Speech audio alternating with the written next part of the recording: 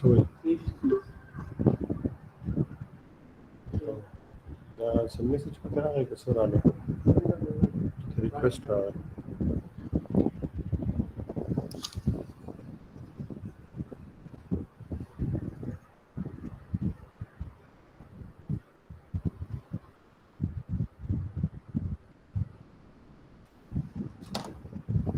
okay.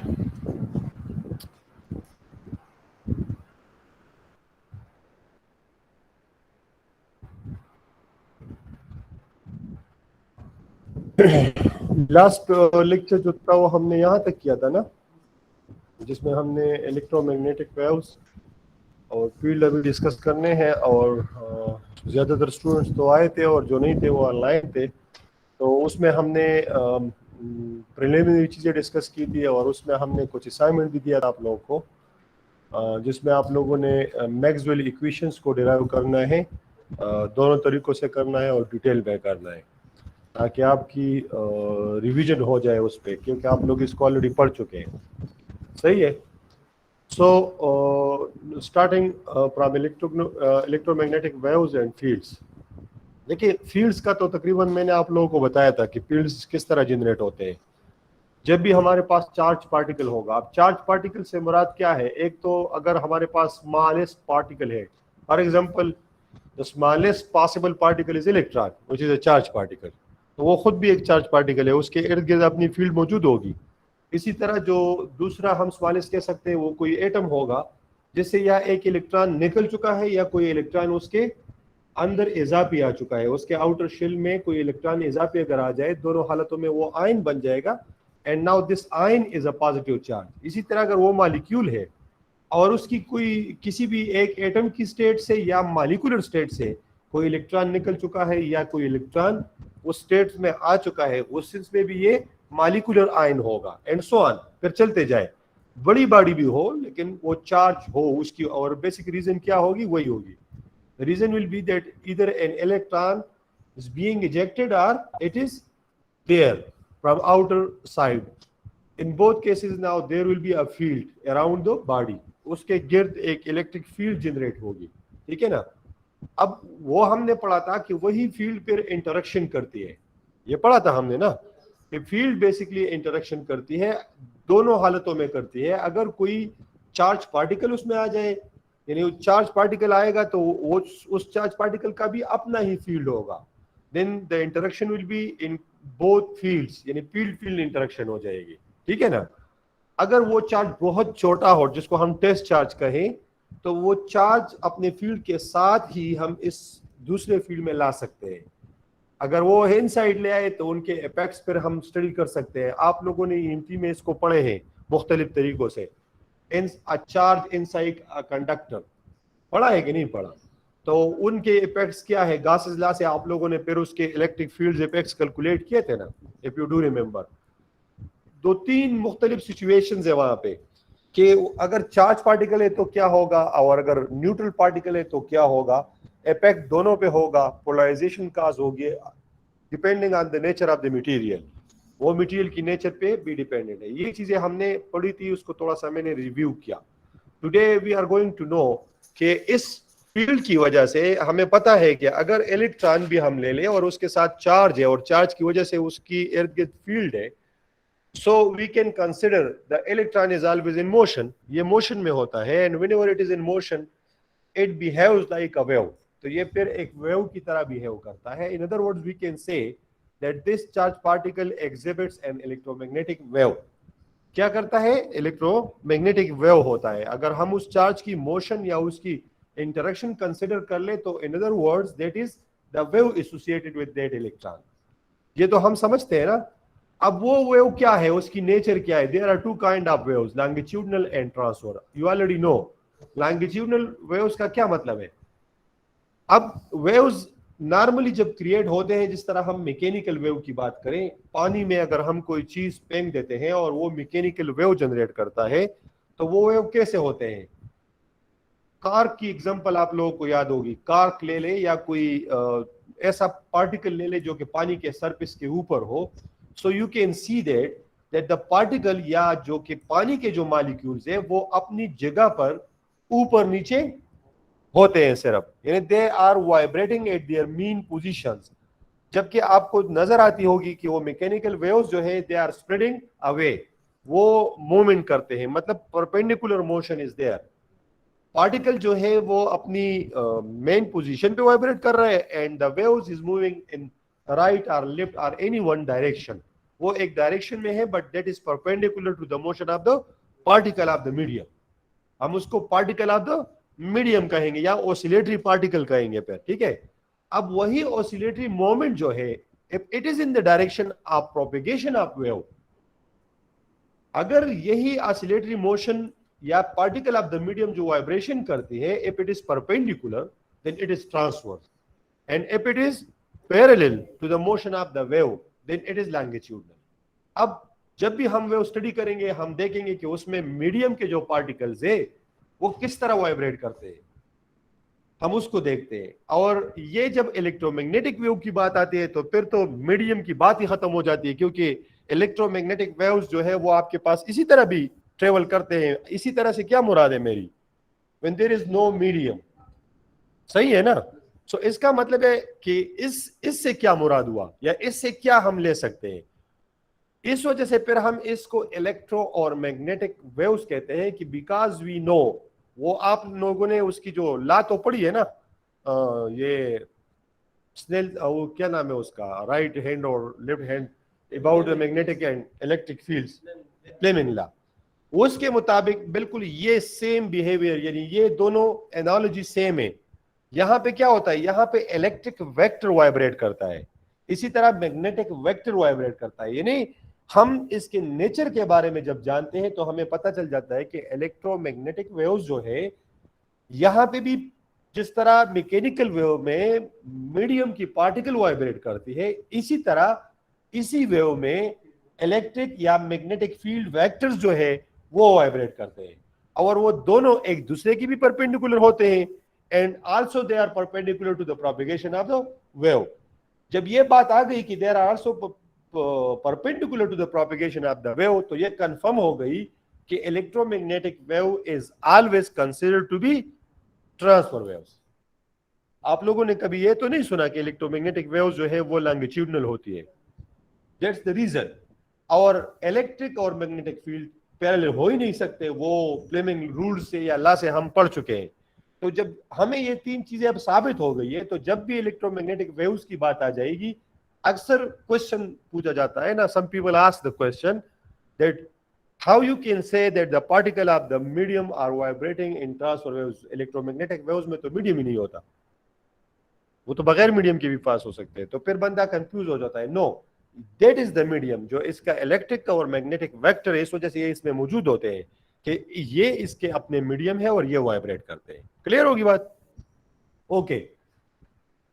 सो ये किस्म तो मतलब जनरली तो आप इस चीज को समझते हैं, बहुत सी चीजें आपके जहन में होगी भी, और फिर भी अगर कोई सा, ये बेसिक चीजें हैं, लेकिन थोड़ा सा मैंने इस वजह से एक्सप्लेन किया ताकि आप लोगों की रिवीजन हो जाए। Still, if you have any question in mind, so you can ask me. An electromagnetic wave is a transfer wave with its electric field F and magnetic field H perpendicular to each other and also perpendicular to the direction of the wave propagating. As shown in figure this. आप इसको देख सकते हैं। From Maxwell equation, the following can be seen. Number one, wherever there exists a time varying electric field, there must also exist a time varying magnetic field and vice versa.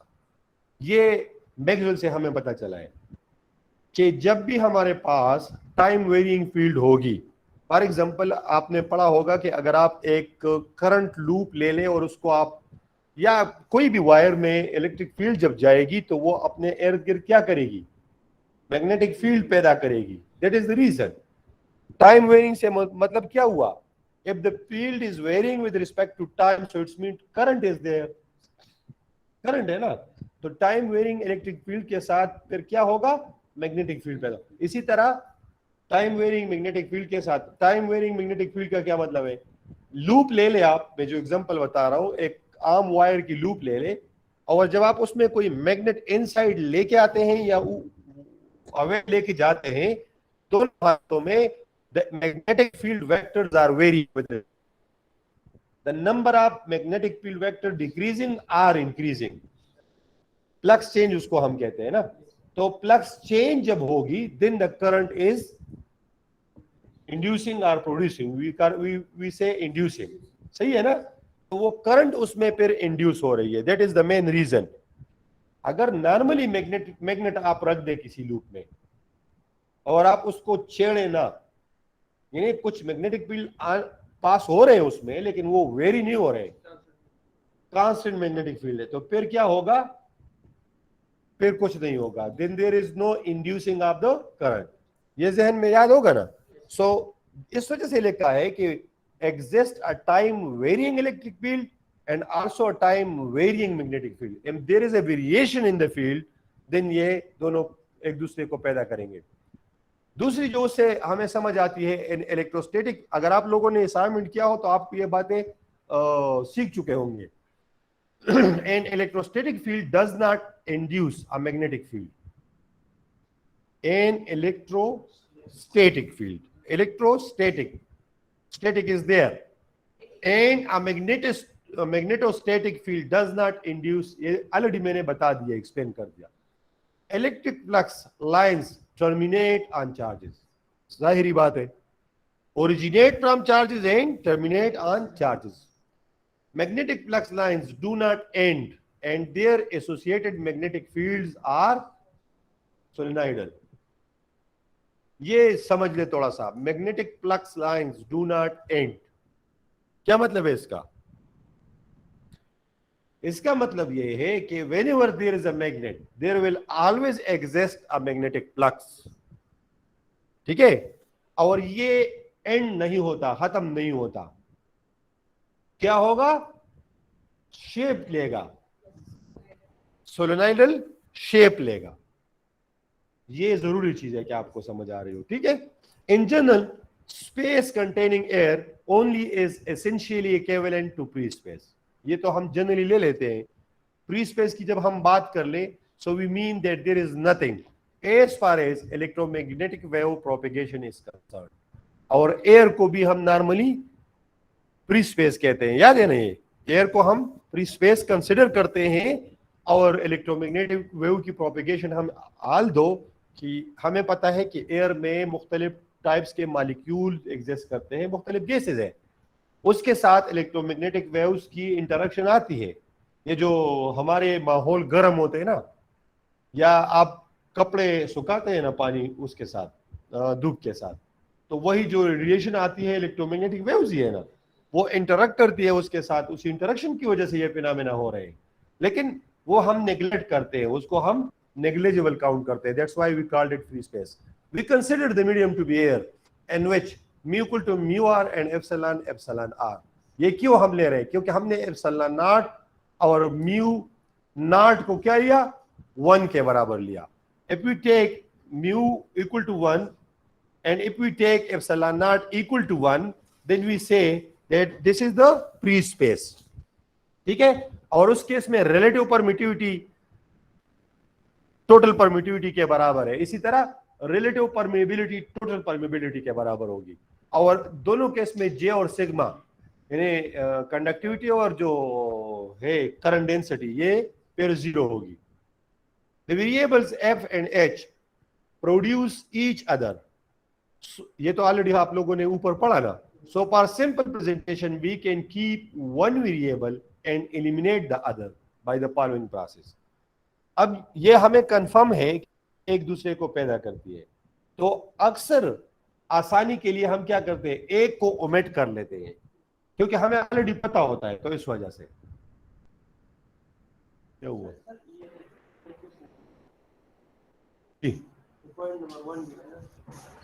हाँ हाँ yes, हम कहते हैं क्या करें, एक time के साथ चेंज हो रहा है, दूसरा मतलब स्पेस में चेंज, दूसरा किस में चेंज हो, स्पेस में ना तो जरूर क्वेश्चन मैनिपुलेशन इधर हमने कहा कि हम हमारा time varying electric field time varying magnetic field है। हाँ बिल्कुल, इस तरह से मतलब कि अगर टाइम के साथ हो रहा है दूसरा स्पेस में नहीं तो अगर चलो दूसरे की बात खत्म कर दो, पहले एक ही बात करते हैं। Time varying electric field. इसका मतलब क्या है कि the electric field is changing. अब इलेक्ट्रिक फील्ड दो तरह से चेंज होगा, या तो जब आप अमाउंट आप चार्ज बढ़ाएंगे या कम करेंगे देन इलेक्ट्रिक फील्ड कम और ज्यादा होगा, एक चेंजिंग ये हुई। दूसरी है कि चार्ज सेम है, वही है, you are not changing the charge but you are moving the charge. तो अब एक टाइम पर चार्ज पार्टिकल इधर था, दूसरे टाइम पर इधर है, तो टाइम के लिहाज से ये फील्ड यहां से यहां तक आ गया, तो ये यहां से यहां तक ये स्पेस नहीं है कि नहीं है? मेरे कहने का मतलब ये है कि ये जो चेंज हमने टाइम वेरिंग की बात की, it is also the change with respect to space. Clear हो गई बात? तो ऐसी बात नहीं है जिस तरह तुम कह रहे हो, ठीक है? ये वेरिएशन दो तरह से पॉसिबल है ना। जिस तरह आप मैग्नेटिक फील्ड चेंज करते हैं तो दो तरीके हो सकते हैं, या तो आपको मैग्नेट वेरी करना पड़ेगा, मूवमेंट देना होगा, और या आपको मैग्नेट की मैग्नीट्यूड चेंज करना पड़ेगी, उसको या बढ़ाना होगा या घटाना होगा ताकि मैग्नेटिक फील्ड लाइंस कम और ज्यादा हो, फ्लक्स चेंज होगा।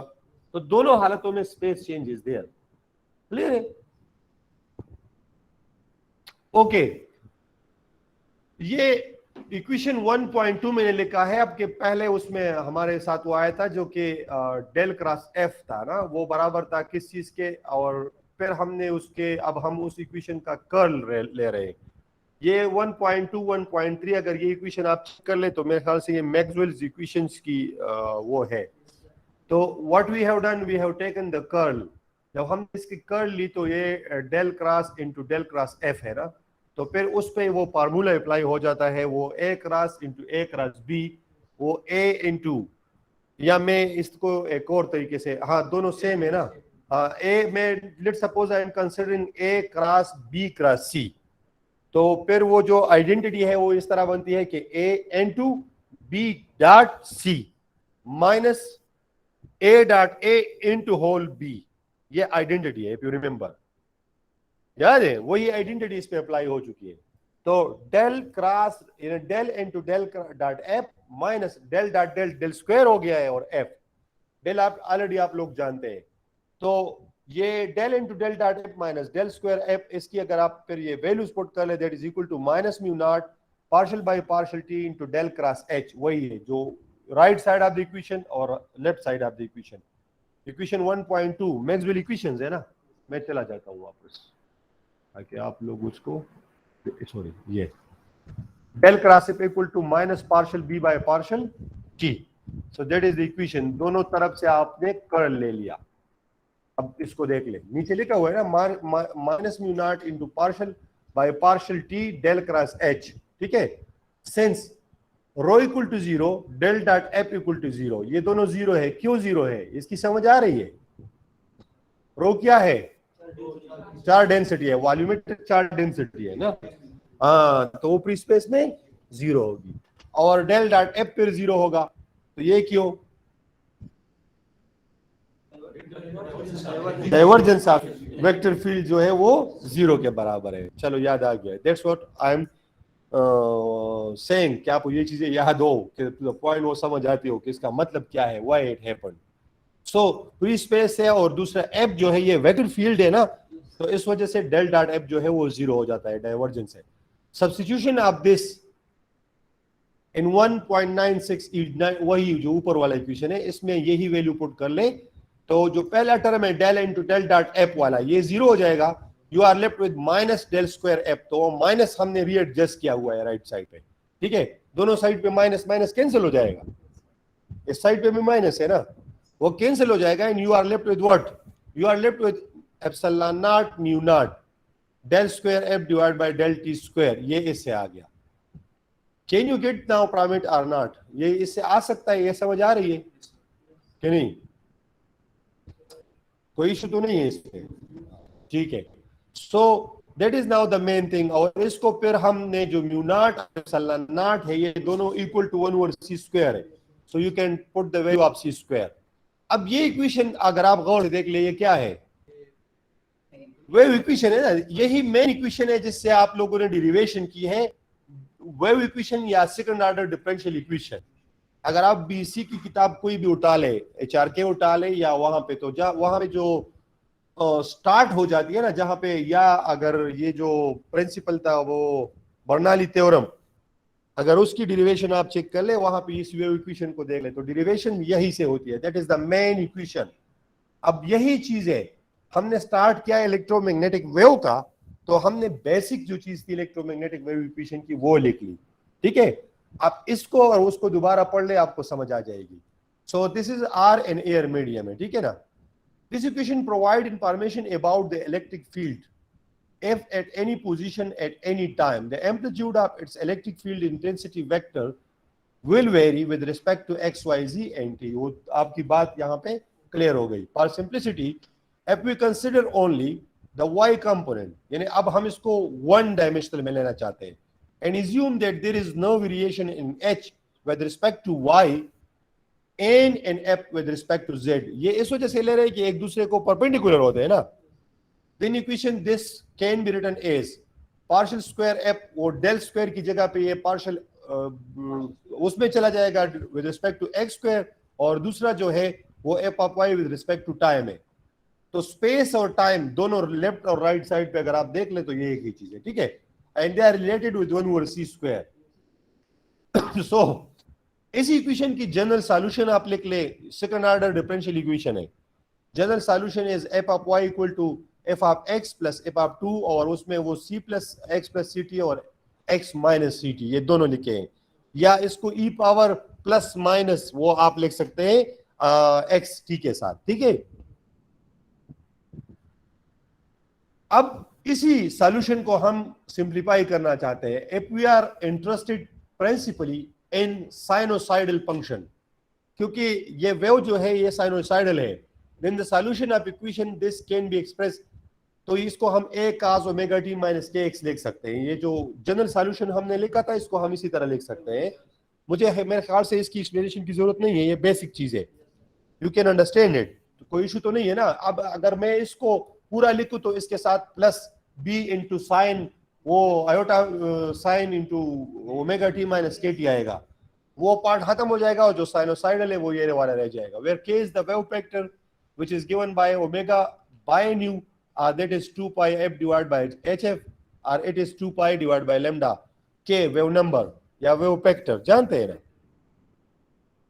and this is depend on the wavelength or the velocity of the electromagnetic wave। ये वेव नंबर जो है इसको अक्सर हम पर सेंटीमीटर में लेते हैं या पर मीटर, इसकी जो है यूनिट है।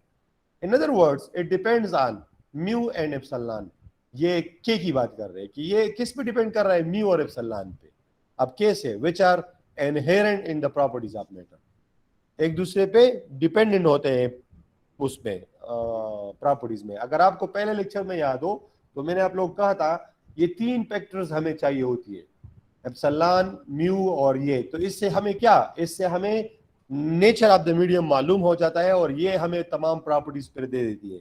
And then they are related with the frequency and wavelength and time, और यही वो रिलेशन है जो आपको नजर आ रही है, ठीक है, कि which are inherent in the properties of matter, यही inherent है। Now the equation above f of y equal to a cos omega t minus kx represents a component of f in y direction which varies with time because the variation is perpendicular to the direction of the wave propagation which is in x direction।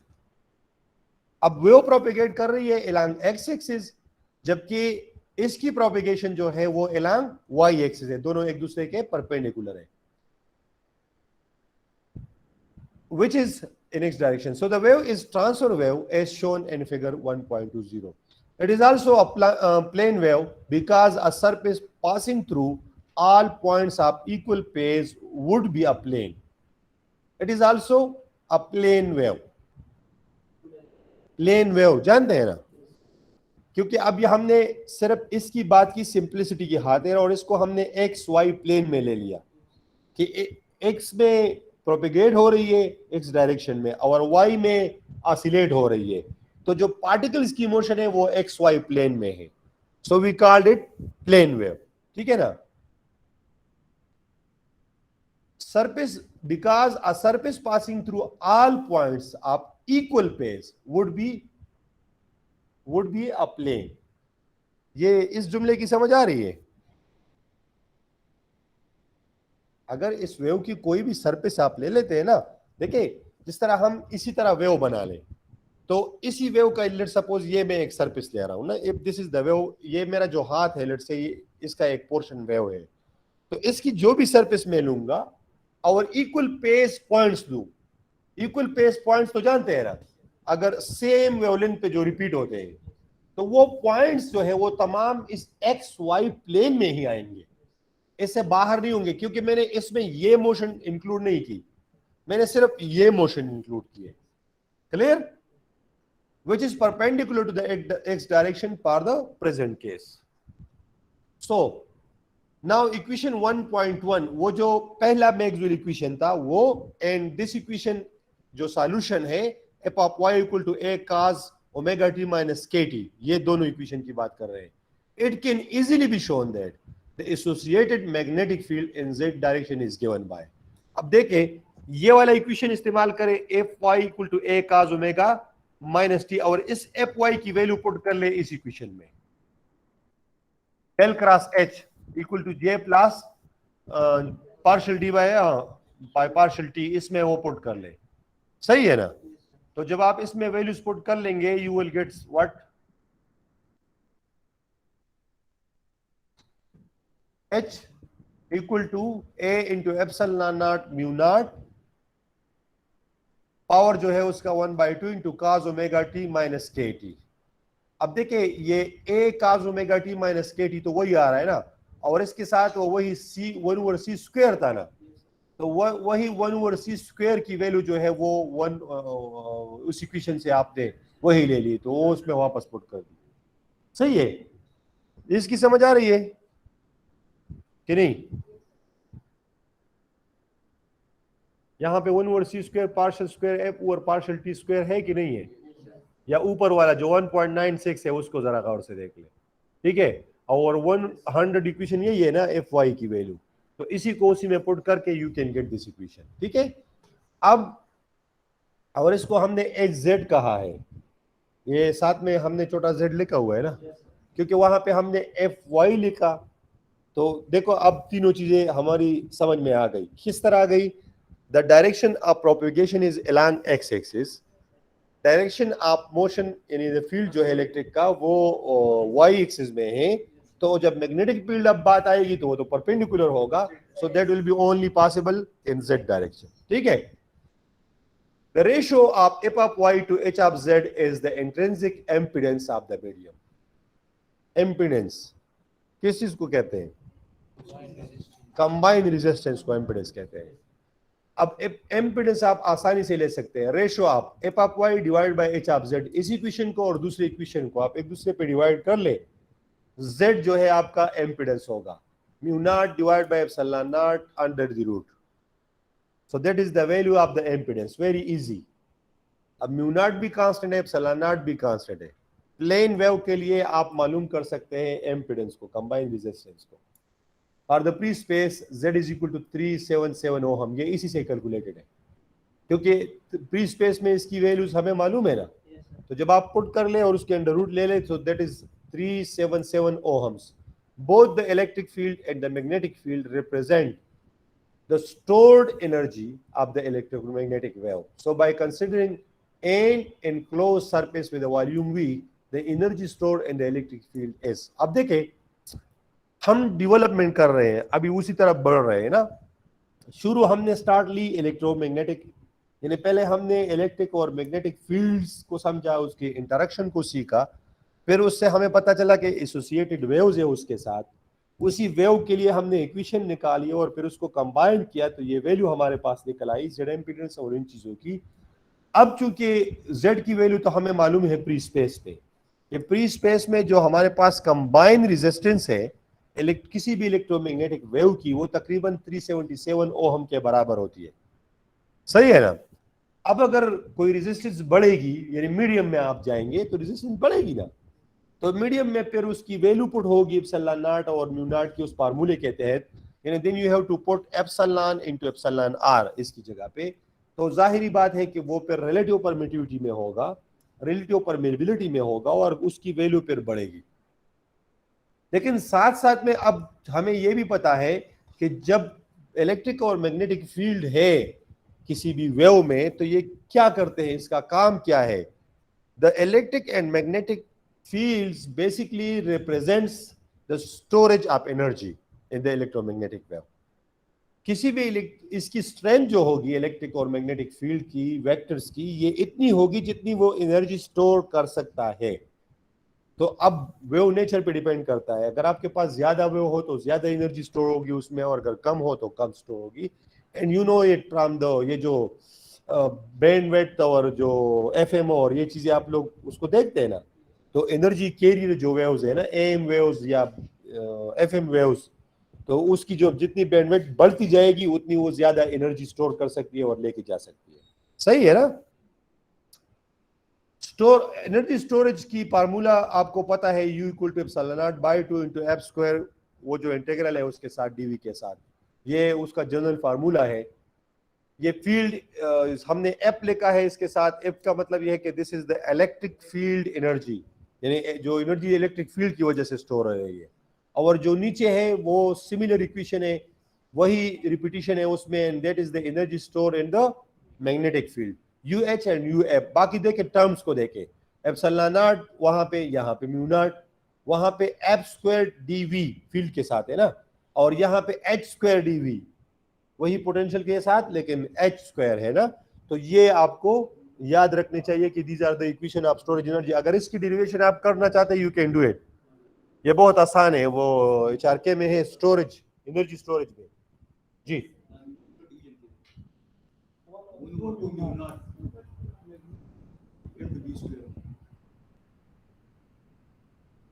Sure, इधर book है उठा लो, ये ऊपर पड़ा हुआ है, ये check कर लो जरा, ये चेक कर लो। ओके मेरे ख्याल से तो ऐसा नहीं होगा, लेकिन आप चेक कर लो क्योंकि इक्वेशन मैंने लिखे शायद ऐसा ना हो गलत लिखा हो। Okay, by denoting the power conveyed by the electromagnetic wave or power flow in the direction of the wave propagation per unit area per unit time as P। अब एनर्जी हमने बात की, अब पावर पे आते हैं कि पावर के साथ क्या होगा। द पावर कन्वेड या डिसिपेटेड, यानी पावर डिसिपेशन कितनी होगी या जो कि प्रोपिगेट होगी, उसको हम लेते हैं वेव प्रोपिगेशन पर यूनिट एरिया, पर यूनिट एरिया में एंड पर यूनिट टाइम में, कि एक यूनिट टाइम में कितना पावर होगा उसको हमने पी से रिप्रेजेंट किया। So the total power flow out of the enclosed surface per second can be expressed as integral of PdA। और ये क्या है, कौन सा इंटीग्रल है? सरफेस इंटीग्रल होगा ना, क्योंकि एरिया है ना, पर यूनिट एरिया इन्वॉल्व है। सो P dot DA the rate of decrease of the stored energy would be, और इसके लिए हम अब rate of decrease of stored energy calculate कर लेंगे। तो जो स्टोर्ड एनर्जी के कंबाइन इक्वेशन है वो हमने यहाँ पे लिखना है, ये ऊपर है नीचे नहीं है, यहाँ पे इस इक्वेशन में दोबारा आ गई है, उधर देखे पहले चैप्टर में है बेटा, मुझे दे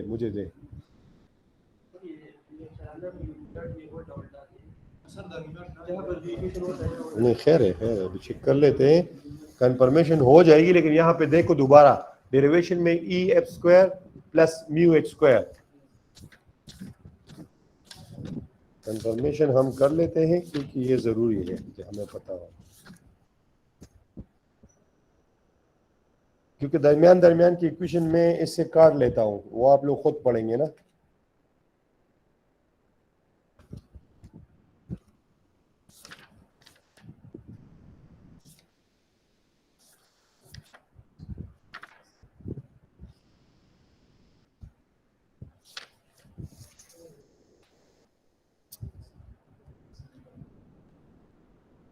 क्वेश्चन नंबर कौन सा था ये, चेक कर ले।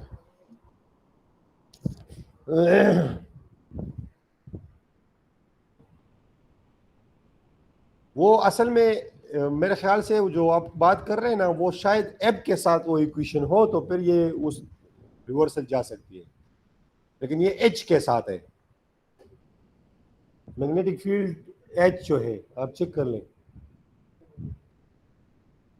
क्लियर हो गई? हाँ, इसको कंफर्म कर ले, ठीक है। मुझे थोड़ी सी वो हो गई कि चेक कर लेते नाल तो खैर उल्टा की वखा मखा स्टोरेज एनर्जी आप कैपेसिटर होने आ रहे तो आप चेक कर ले खैर है, लेकिन मुझे फिर बता दे। ओके चलो वापस आते हैं उसी पे। अब हमने क्या किया, उन दोनों इक्वेशंस को कंबाइन किया हुआ है, जो एनर्जी स्टोरेज है ना फील्ड की वजह से, और जो एनर्जी स्टोरेज है यानी इलेक्ट्रिक फील्ड और मैग्नेटिक फील्ड की वजह से, उन दोनों को सम अप किया है और फिर उसकी डेरिवेटिव ले ली। रेट ऑफ डिक्रीज मालूम कर रहे हैं आप स्टोर एनर्जी। तो रेट ऑफ डिक्रीज से क्या मतलब है कि उसको हम with respect to time derivative ले लें, ठीक है। यानी u is equal to U F plus U H लिया, ये आप अपने साथ नोट कर ले। फिर उन दोनों इक्वेशन जो ऊपर हमने लिख लिए, उन दोनों को आप इसी तरह लिख ले और उसकी डेरिवेटिव ले ले, which must be equal to the outflow of the power। और ये आउटफ्लो के बराबर होना चाहिए ना, कि नहीं होना चाहिए। यानी मतलब इसका क्या हुआ, it means that how much the energy store is decreasing with respect to time, that much is going outside। यहाँ पे जो फील्ड में कमी आएगी ना, उतनी ही आउटफ्लो होगी, उतनी ही उसकी पावर होगी। सही है ना? हाँ या yes, that is the point in theorem. So जो डिक्रीज आएगी वो वहां पे आउटफ्लो के बराबर होगी, तो उसको हम फिर क्या कहते हैं, पावर कहते हैं। 10 यानी जो ये रेट है surface integral of P dot D equal to this rate of decrease of the energy, storage energy. So from equation 1.1 and 1.2, it can easily be shown that अब equation 1.1 और 1.2 से हम P dot DA दूसरी तरीके से calculate करते हैं। यानी हमने एप्सिलॉन एफ स्क्वायर और म्यू एच स्क्वायर की वैल्यूज वहां से पुट की और इस इक्वेशन को सिंप्लीफाई किया। So we will get that the integral on the right side जो टर्म्स हैं वो चेंज हो जाएंगे, integral v into del dot F cross H into D की। Now based on Gaussians law, अब यहाँ पे गाशियंस लॉ की वही सरफेस और वॉल्यूम इंटीग्रल की जो इंटरचेंजिंग है वो याद है ना, वो अप्लाई कर लिए राइट साइड पे। So thus the power flow per unit area can be written as, तो जब आप इसमें वो वैल्यूज पुट कर लिए F cross H into D A और सरफेस इंटीग्रल, अब दोनों साइड पे सरफेस इंटीग्रल और दोनों साइड पे डी ए आ गया। जब ये टर्म सेम आ गए तो लाजमी बात है P is equal to F cross H. Now this is the very simple equation, और आपने जो बता दिया this is the Poynting theorem. ये पॉइंटिंग थ्योरम ही है हमारे पास कि P is equal to F cross H. F क्या है और एच क्या है, you already know, the magnetic field and the electric field. ये दोनों जो है ये एसोसिएटेड, इसका क्रॉस प्रोडक्ट आपको आउटफ्लो देता है। This is called the pointing vector, showing that the direction of the power flow is the same as the direction of the wave propagation। क्योंकि ये दोनों जो है P को परपेंडिकुलर है, तो इस वजह से वेव डायरेक्शन भी यही डायरेक्शन है जो पावर फ्लो होगी। सो इसका मतलब ये हुआ कि जब भी हमारे पास ये वेव्स ट्रेवल करेगी ना, so the waves what will the waves क्या करेंगे, द वेव पावर जो होगा it will always propagate in the direction of the waves. Clear होगी ना ये बात, कि हम पॉइंटिंग वेक्टर हमें यही चीज बताता है कि जो पावर फ्लो होगी तो या जो एनर्जी कैरियर्स होंगे, इन अदर वर्ड्स, या आप जब किसी वेव्स पे कुछ कैरी करते हैं so they will always move in the direction of the field and in the direction of the propagation of the wave. Simple.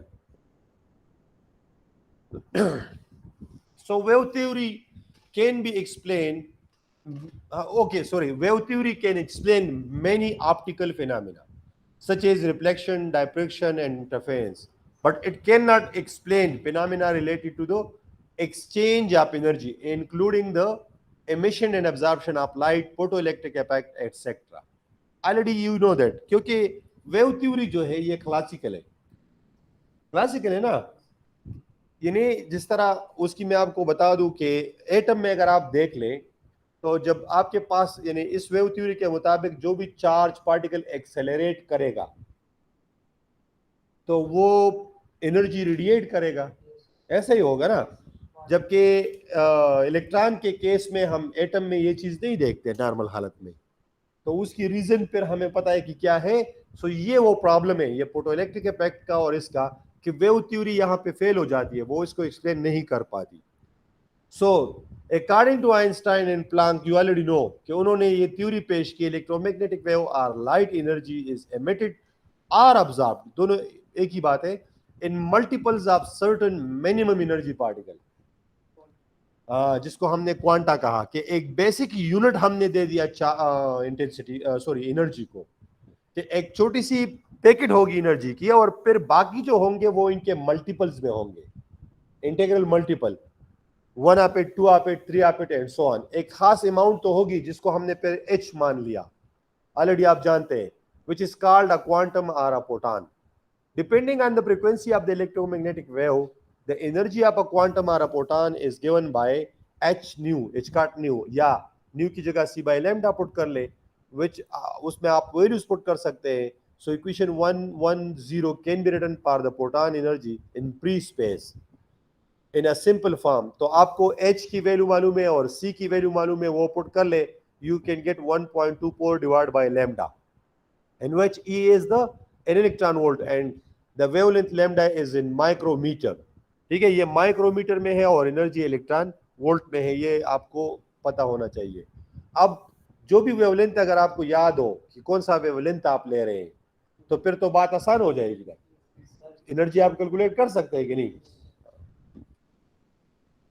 ये अब वो इलेक्ट्रोमैग्नेटिक वेव की पूरी स्पेक्ट्रम है जो हमने डेवलपमेंट की। अभी हमें इस एनर्जी के बेस पे वी कैन राइट इट, मुख्तलिफ वेवलेंथ आप डालते जाए एनर्जी निकल आएगी, या मुख्तलिफ एनर्जी आप डालते जाए इलेक्ट्रोमैग्नेटिक वेव निकल आएगी, सही है ना।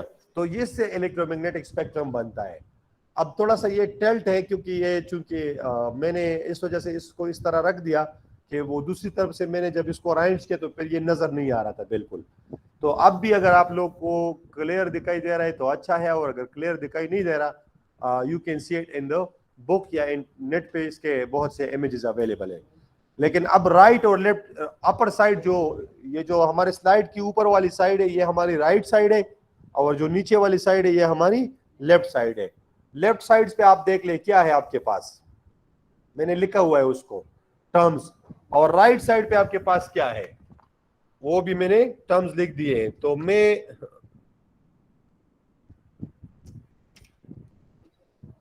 जी अब आपको उसको देख ले। हाँ, ये कॉस्मिक रे नीचे जो है वो कॉस्मिक रे है आपके पास, ये 10 पावर 22 लिखा हुआ है, और ये क्या है, ये फ्रीक्वेंसी है एक्चुअली हर्ट्ज में, ये यहाँ पे देख सकते हैं ना, दिस इज फ्रीक्वेंसी। ये नीचे देखे कॉस्मिक रेज, कॉस्मिक से जो फ्रीक्वेंसी जिसकी कम है वो हमारे पास गामा रेज है, फिर उससे जो कम फ्रीक्वेंसी है वो एक्स रेज है, और एंड देन सो ऑन। यहाँ पे जो आपको एक गैप दिखाई दे रहा है, so this is the visible light region, उसको फिर हमने अलग अलग वेवलेंथ के साथ लिखा हुआ है या फ्रीक्वेंसी के साथ। इसी तरह आप चलते जाएं, and when the frequency is going down you have different waves जो नेचरिंग है, या इसको ऑपोजिट ले ले राइट साइड पे, इसकी एनर्जी लिखी हुई है, देखिए इस एनर्जी को। तो वेवलेंथ जो है वो यहाँ पे है, so the wavelength is increasing in the downward direction, ठीक है ना, जबकि फ्रीक्वेंसी जो है sorry decreasing in the downward direction, while frequency is decreasing in the upward. ये एक दूसरे के रेसिप्रोकल होते हैं, ये आप जानते हैं ना। इसी तरह ये यहाँ पे ये क्या लिखा हुआ है, ऑडियो वेव्स है, और ये रेडियो वेव्स है, ये टेलीविजन वेव्स है, ये रेडार वेव्स है, और ये रेडार है, लेकिन साथ में क्या लिखा हुआ है, हाँ नजर नहीं आ रहा, ये मुझे भी इधर क्लियर थोड़ा सा नहीं है। रेडार वो उसके साथ वो लफ्ज भी है, हाइडिंग एक ही क्या है, बिल्कुल रेडार हीटिंग है, बिल्कुल रेडार हीटिंग वेव्स है, ठीक है ना। तो उससे आपको पता चल सकता है ना कि जो रेडार हीटिंग वेव्स है वो क्या है, सही है। ये पूरा इलेक्ट्रोमैग्नेटिक स्पेक्ट्रम है जो जिसको हम इजीली उस इक्वेशन से हासिल कर सकते हैं, ठीक है। फ्री स्पेस में, मतलब एयर में या फ्री स्पेस में है। और फिर विजिबल में आपको अल्ट्रावायलेट और इंफ्रारेड रीजन आपको दिखाई दिए हैं, मुख्तलिफ फ्रिक्वेंसी 700 400, और वो आपके सामने है जिस पे आप डिफरेंट कलर्स जो है वो सेपरेट कर सकते हैं।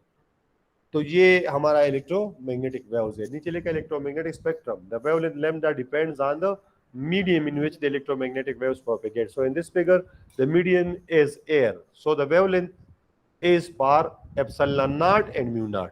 क्लियर है? अगर ये इलेक्ट्रोमैग्नेटिक यही वेव्स हम किसी और में बात कर लें, कोई और स्पेस ले लेना, फॉर एग्जांपल लेट सपोज हम कंसिडर कर लें कि एक डेंस स्पेस है या वो पानी में जा रहे हैं ना, तो फिर उसकी मीडियम चेंज हो जाएगी थोड़ी सी। तो ये आप देख भी चुके हैं, अगर आप पानी में लाइट को देख ले या प्रिज्म में और उसमें देख ले तो मीडियम में थोड़ी सी उसकी पोजीशन जो है वो चेंज हो जाती है। ठीक है, चलो जी, अब वो हमारी जो कंसिडरेशन है या जो डेवलपमेंट थी कुछ कंसेप्ट्स की, वो कंप्लीट हो गई है। यानी हमने बेसिक रिव्यू कर दिया है उन कंसेप्ट्स की, और फिर हमने मैक्सवेल्स थ्योरीज जो है वो पढ़ी। अब उसके बाद हमने ये डेवलपमेंट की कि हमारे पास एनर्जी स्टोरेज के क्या इक्वेशंस है, इलेक्ट्रिक फील्ड की वजह से, मैग्नेटिक फील्ड की वजह से, दोनों की कंबाइन जो कि इलेक्ट्रोमैग्नेटिक वेव में पावर डिसिपेशन होती है वो किसके बराबर है, वो एफ क्रॉस एच के बराबर है। हमें पता चली है कि जो प्रोपेगेटिंग डायरेक्शन है that is actually the propagating direction of the power dissipation, यानी उसी डायरेक्शन में वो पावर प्रोपेगेट करेगा। कुछ डेवलपमेंट्स हमारी हुई और कुछ इक्वेशन हमारे पास आ गई। अब जब ये चीजें हमारे पास आ गई तो हम वापस आके अब कुछ फंडामेंटल कंसेप्ट पढ़ेंगे किस चीज के, इलेक्ट्रिक पोलराइजेशन एंड रिलैक्सेशन के। यानी अब उन्हीं बेसिक चीजों को इस्तेमाल करके हम अपनी कंसेप्ट डेवलपमेंट शुरू करेंगे on the electric polarization and relaxation, क्योंकि पोलराइजेशन में ये तमाम चीजें इन्वॉल्व होती है। कैसे इन्वॉल्व होती है? जब आपके पास डायपोल्स बनते हैं तो इनसाइड इलेक्ट्रिक फील्ड बन जाते हैं, उन इलेक्ट्रिक फील्ड्स की मूवमेंट इन्वॉल्व होती है उसमें। ठीक है ना? तो उस और वो वही इलेक्ट्रिक यानी वही पोल्स जो है या जो इलेक्ट्रिक पोलराइजेशन है then that is used for the charge storage, या जो कि एनर्जी स्टोरेज होती है उसके लिए वो भी इस्तेमाल होती है। तो ये वो कैसे इस्तेमाल होगी, उसका क्या फायदा और नुकसान होगा, कहां पे कौन सी फील्ड है और कौन सी उसको कम करेगी, डिडक्शन क्या होंगे, उसमें कुछ अपोजिशन भी आएगी वहां पे ना, तो कुछ एनर्जी जाया भी होती है, फिर वहां पे डिसिपेशन भी होती है उन फील्ड्स की वजह से, वो डिसिपेशन क्या होगी। यानी अब हमने इन कंसेप्ट्स को डेवलप करना है कि हमारे ये कंसेप्ट भी उसी पे डेवलप हो। तो अब आप लोग मुझे बता दें कि मैं ये चैप्टर नंबर 2 है, पहला चैप्टर आपका खत्म हो गया, तो अगर अब चाहे तो मैं आगे जाऊंगा, लेकिन फिर इसको ये थोड़ा सा ये है कि डायपोल और डायपोल मोमेंट्स ये हम पढ़ेंगे, और आप लोगों ने ऑलरेडी डायपोल और क्वाड्रपोल पढ़े हैं कि नहीं पढ़े? थोड़ा सा उस चीज को रिवाइज कर ले, डायपोल और क्वाड्रपोल को थोड़ा सा रिवाइज कर ले, क्योंकि ये इसमें एक बेसिक कंसेप्ट है, और अगर इस कंसेप्ट को हम सीख जाए तो हम कंप्लीट पोलराइजेशन को सीख सकते हैं डाइलेक्ट्रिक मटेरियल्स में। आप लोगों ने फंक्शनल मटेरियल में पढ़ा होगा उसको, लेकिन उसकी बेसिक क्या है, वो पोलराइजेशन कहाँ से आती है, हमने असल में हम उसी तरफ बढ़ रहे हैं ना, माइक्रोस्कोपिक लेवल पे जा रहे हैं।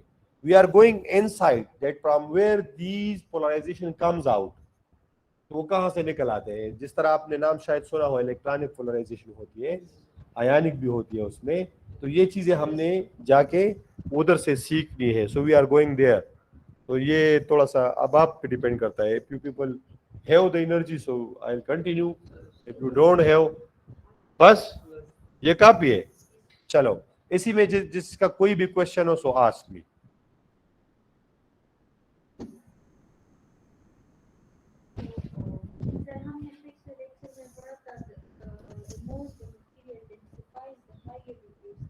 यस, हाँ बिल्कुल। इस लेवल पे थोड़ा सा ये क्वेश्चन अर्ली है, क्योंकि आगे जब हम जाएंगे ना, आल्दो कि आप लोगों ने इसको फंक्शनल मटेरियल में पढ़ा भी है कि डेंसिटी का डाइलेक्ट्रिक कांस्टेंट के साथ क्या रिलेशन है। ये एक इंपॉर्टेंट क्वेश्चन है। देखिए, जब हम डाइलेक्ट्रिक मटेरियल लेते हैं और उसकी डेंसिफिकेशन ज्यादा होती है, डेंसिफिकेशन से मुराद ये है कि जो सॉलिड मटेरियल है आपके पास, उनके अंदर वाइड्स जो है वो कितने हैं और उनके अंदर occupied space by the material कितनी है, ये इन दोनों का हमें बताती है। अगर उसमें खाली जगह बहुत ज्यादा हो तो उसकी डेंसिटी कम होती है, अगर उसमें खाली जगह कम हो, अब ये खाली जगह होती कहाँ है, ये बिटवीन द ग्रेन्स होती है। यानी उन मटेरियल में जब हम सेंटरिंग करते हैं तो ग्रेनुलर स्ट्रक्चर बनता है, ग्रेन्स बनते हैं, और वो एक एक ग्रेन जो है उसको हम एक डोमेन यानी सिमिलर डोमेन हब लेते हैं कि उसमें पोलराइजेशन जो होती है वो एक ही किस्म की पोलराइजेशन या एक ही किस्म की अलाइनमेंट होती है। दरमियान दरमियान में जो गैप आ जाता है ना, तो अगर वो गैप बढ़ता है, देख आप पोलराइजेशन जब आप मटेरियल की करेंगे तो किस तरह करेंगे, सिंपल सी बात है, अगर मेरी ये उंगलियां आप इसको गौर से देख ले, ये इसी तरह बिल्कुल टाइट हो एक दूसरे के साथ, यहां से मैं इलेक्ट्रिक फील्ड अप्लाई कर लूं तो ये इलेक्ट्रिक फील्ड पॉजिटिव प्लेट अगर है तो ये इस उंगली के जो लेफ्ट साइड इस प्लेट के साथ है, इस उंगली में ये पोलराइजेशन शुरू कर देगी क्योंकि ये नजदीक है ना, फिर ये ट्रांसफर होगी इस उंगली में, फिर वही ट्रांसफर होगी इस उंगली में, एंड इट विल चेंज और डू द पोलराइजेशन। पर अगर इसके दरमियान गैप है तो ये मतलब अगर नजदीक है तो जल्द ही ये सरफेस इसको पोलराइज करेगी, लेकिन इसके साथ जितना गैप बढ़ता जाएगा उतना ही इसके लिए हाई फील्ड दरकार होगा कि इसमें पोलराइजेशन कर सके।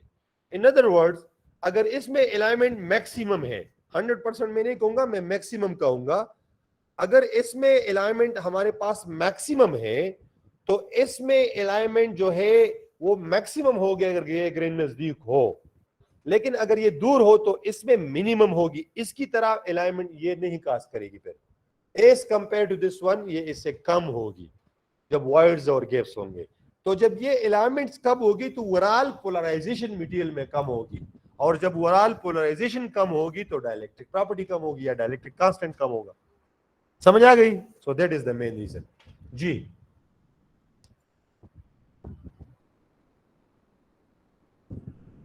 और कोई क्वेश्चन अगर किसी का है?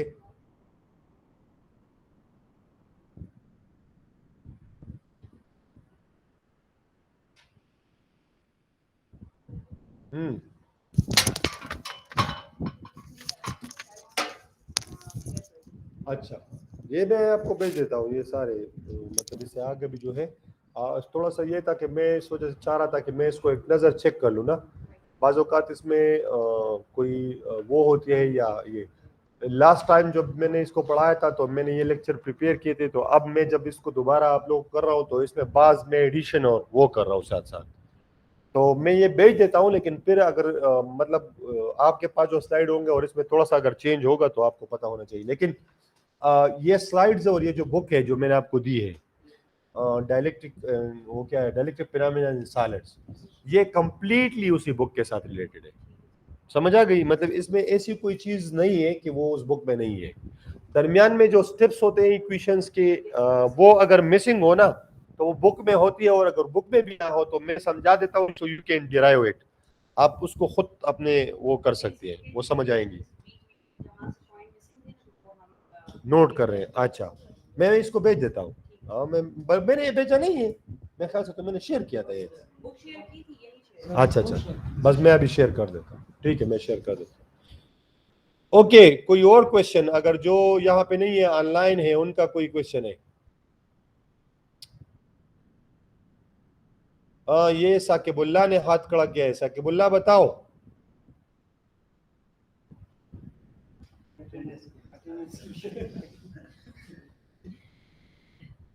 अटेंडेंस तो खुद ब खुद ये कर लेता है ना। ये कितने लोग हैं? ये देखिए, आप चेक कर ले इधर, ये है जी, मैं हूँ हफीजुल्ला, सॉरी सर गलती से हुआ था। अच्छा, हफीजुल्ला है, कंवल रफीक भी ऑनलाइन है, वो तो इधर भी है कि नहीं? अच्छा, मोहम्मद नोमान, नाजिया शमशाद, साकिबुल्ला, सवेरा खान, शेर नबी और ताहिर खलील। अच्छा, बस ये जो प्रेजेंट है ना, लास्ट क्लास की भी और इसकी भी अगर याद हो इस पे लगा ले, मेल का आप लगा ले, फीमेल का ये लगा ले। हाँ, कि इस वक्त प्रेजेंट है कि सो रहे हैं। मेरे तो खैर मेरे क्लास में कोई सो नहीं सकता, लेकिन फिर भी शायद हो। हाँ? मोबाइल साइड पे पड़ा हो नहीं, ऑनलाइन में ऐसा होता है, ऑनलाइन अगर वो घर पे है तो फिर सही है। अच्छा अच्छा अच्छा अच्छा, खैर है, वो उसका अपना काम है वो।